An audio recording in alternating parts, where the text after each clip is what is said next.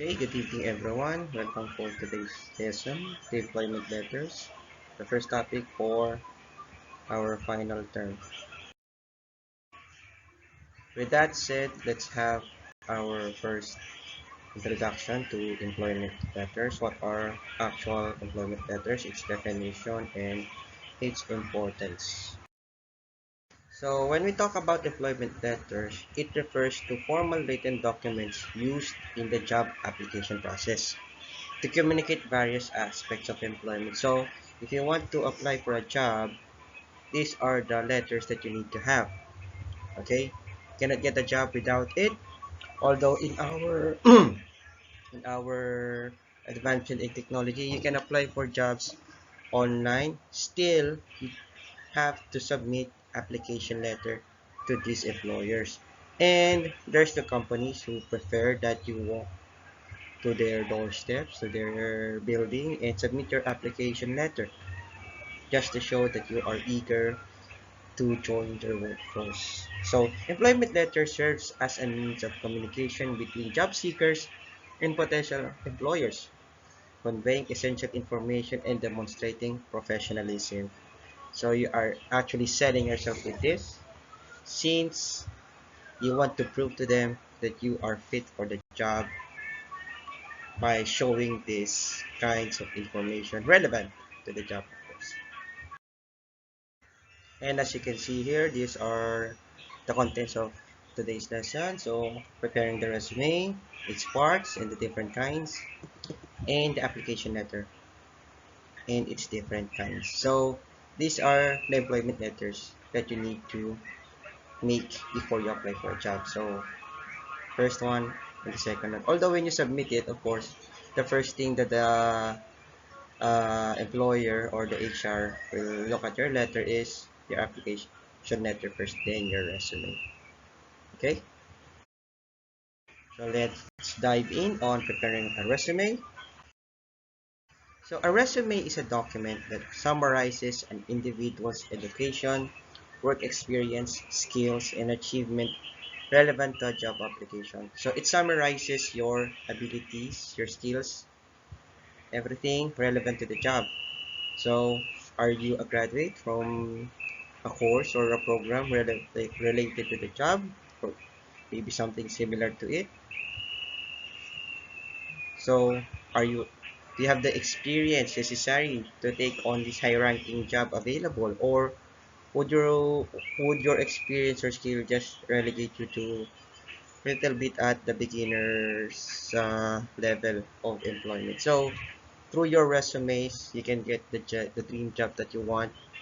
Although you have to remember, when it comes to making resume, do not put false information into it, because they might know, and a task that may be given to you is must would be based on the false information that you have given. Let's say you know how to code because you want to impress your employers, your job interviewer. So when you got the job, they ask you to make the company's code. You don't know it. There you go. So that would be a reflection of your character. So they may not trust you anymore. They may not fire you, but they could not trust you anymore. So say goodbye to being promoted. Okay, next. So a resume contains these following parts. So first is the contact information, which includes your name, address, phone number, and email address. Before, it's not really necessary, but as you are aware of, everybody needs to have email address. Objective or summary. This has something to do with the job that you're applying. So you have to impress them, so that you want to prove, or you want to give something to the company, your skills, your talents, your abilities, and that you are an asset to the company. So are you going to put quotation codes there? Sorry, quotation codes. Inspirational quotes. I think you would rather give something about yourself. So, okay. Education. When it comes to education, you have to include there your educational institution, degree, certifications. It has something to do whether you are that if you are a graduate of TESTA or something. Now, when you list down education, you have to list down from the latest first. So, once you graduate, the first thing that they will see is your college institution, followed by your high school, elementary institution. Okay? Work experience, chronological list of previous employment. So, some of you are part-time students already, so you can include it there as your work experience. Just make sure that you include their work experience related to the job. Okay? So, you're applying for an HR position, all your relevant work experiences in handling people, or actually you can also include your job maybe in BPO, in fast food chain. You can also include them, don't worry, because a lot of companies, a lot of jobs require are in have HR, human resource relationship. So skills, highlight relevant skills, abilities that are related to the job, remember, or that is helpful for the job. Technical skills, language proficiency, are you good in English, other languages, soft skills, technical skills, computer skills. What are the computer apps that you can use? Because you may not know, just one of those things can give you an edge over your other competitors. Achievements, here you can include, if some of you already got their president's list or director's list, you can also include there the year that you got them. Okay? Other achievements, so on and so forth. References, list of individuals you can provide recommendations. Or verify employment history. For employment history, of course, if you included there your work experience, you include those individuals from your part-time job. Now, for your references, you have to ask permission from these people that you would like to put them as your reference, because there are tendencies that you think you're close to the professor, included him or her to your references, and once the company called them, they were not aware that you added them as a reference and they forgot about you. And ma'am, do you know who is blank and blank? Oh, who? What? I don't know who it is. So there you go. So that's one down.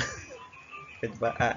Not really goodbye, but you'll have less chance now of getting that job. Okay? So those are the parts. So, sir, what if I don't have any work experience? You just exclude it. Okay? As for the rest of them, you have to include them. Although references is optional, in our culture here in the Philippines, you always have to include references. So, your professors, you just have to ask them nicely. And as long as they know you. Or other people from your circle who are professionals. Don't include students as well. Okay? Because you're going to put their complete name, their job, and their affiliation, institution, or company that they are working for. Okay? And then we have the kinds of resume. So, depending on how you want to present yourself, you can choose these three. So, we have the chronological resume, organized, functional resume, and combination resume. So, when it comes to chronological resume, it organizes work experience in reverse chronological order, starting with the most recent job. Although, in any case, we always do that naman eh. Your most recent job up to your first job. So, functional resume, here, you emphasize the skills and qualifications rather than the chronological work history. So, this will fall under you guys, especially since you'll be fresh graduates after next year or a year after. So you have to show them your qualification. So if you are attending different certifications or seminars, you try to input as many as you want over there because your work experience is none or minimal. So you emphasize your skill. So you include all the computer skills that you know, everything else that can serve as your advantage. Then combination resume, this one. Although in most cases, as you proceed along your career path, it becomes a typical combination resume. Okay? Now, here is an example of a resume. Forgot to mention, always include your picture. Picture in your resume, like this one. Now, your name, address, phone, email, website, if you have a website. So far, so good. So summary about yourself, about your skill, work experience here, education. Okay, as you can notice here, the resume is only one page. During our time, as many pages as possible, the more impressive. That's what we thought. But as we have learned later on, the time of the employers, especially those assigned to accepting job applicants, it's limited. So as much as possible, you have to ensure that all the necessary things that you have there can be found on the first page of your resume. So we have this one page resume idea. Now, with that said, you can customize your own resume. So as you can see, this one is a different style for Richard Sanchez here. He included different icons, images, formats. So it shows your own personality when you use your own style when it comes to creating a resume. So here you have for Juliana Silva. There you go. So this will showcase your own creativity. So this is if you want to impress them with your resume. Sometimes the format itself speaks for it. Okay, there you go. Now let's proceed now to the actual application letter. So an application letter is also known as cover letter. So application letter, cover letter, they are just the same. It's a formal document submitted along with a resume. So they go together to introduce oneself to a potential employer and express interest in the job position. So to demonstrate qualification, express enthusiasm for the position, and provide additional context not included in the resume. So that's the importance of an application letter because your resume is only one page and you cannot express your uh, enthusiasm with that or your eagerness to work to join the workforce or their company. You can put it in your application letter. Okay, now what are the parts? So we have studied the different parts of a letter. So here we have the heading, salutation, introduction, body, conclusion, and signature. So the same as what we have been studying before when it comes to different parts of the letter. Although in your case, different parts of that letter is with our last asynchronous lesson. So I set the notes there and hopefully you were able to get the gist of it. So tutorial, I will show you an example of an application letter and its different parts. Now let's proceed to the kinds of application letter. So in your case, since you'll be fresh graduates and new job applicants, you'll be making this letter of introduction. You're going to introduce yourself, express interest in the potential job opportunities within the company, even if no specific job openings are advised. Okay, even if, although the possibility of you getting hired for that company is low, kasi you do not know whether there is a position available for you with your specific qualifications, especially for fresh graduates. Marshmallow you want? Now, uh, although in this case, I would suggest that you look for job openings available. Then we have this letter of recommendation written by a previous employer, if you'll have one in the near future. The letter of reference, similar to a recommendation letter, but focuses on verifying applicants' employment history and performance. So this is asked by a company. So you sent a letter of recommendation to them. So the company now try to verify it to your previous company. So this your previous company will send this letter of reference just to confirm that you applied, that you came from them, and you got this recommendation from you. And finally, this letter of acceptance. Although in this case, in our society, it's either through a phone call, but they also send emails to you if you included your email address. Since writing in a piece of paper and sending it to you, and hopefully you getting it is still uh, it takes time, and it's time consuming, and it may not actually reach you. So since an alternative in the form of email is available, so they would rather send it through email if they cannot send this. But still, it is a form of letter of acceptance. Okay.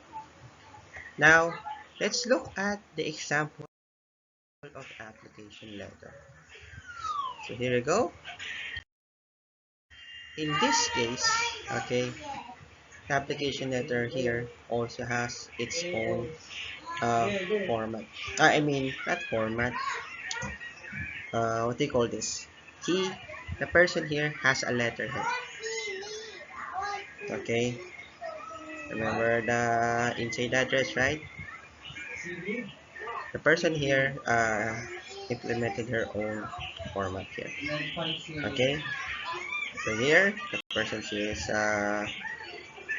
the hiring manager, job reference, then the body of the letter.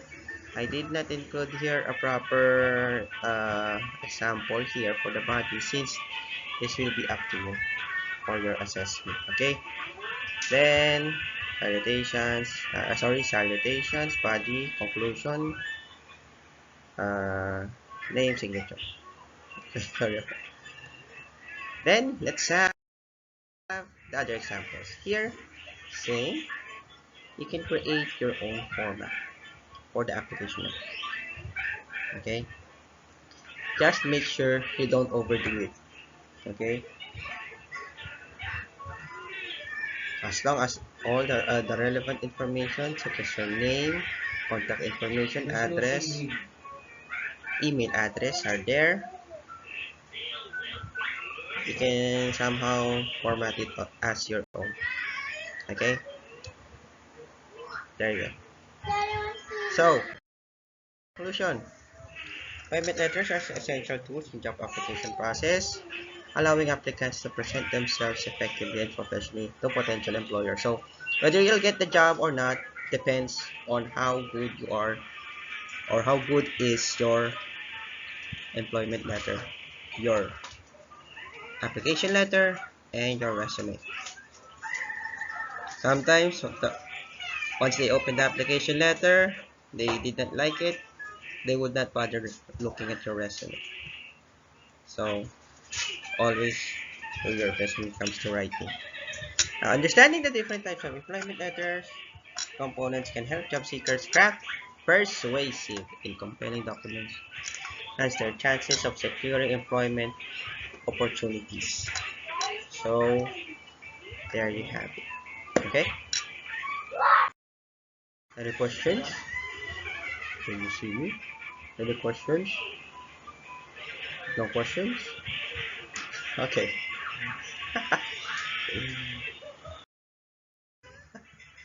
So individual task number one for final term. Actually, you can just send this online. I'll provide. Okay, actually, you can just send it to your president. Okay. Just make sure that the file name includes one application letter, then your last name,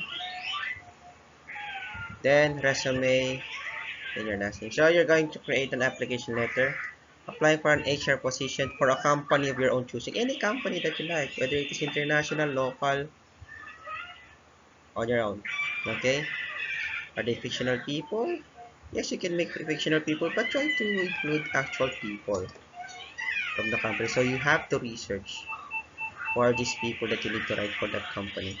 Or you can look online or at the PESO office in our city to see if there are job openings. And you can get those information there. And then you're going to create your own resume. Okay?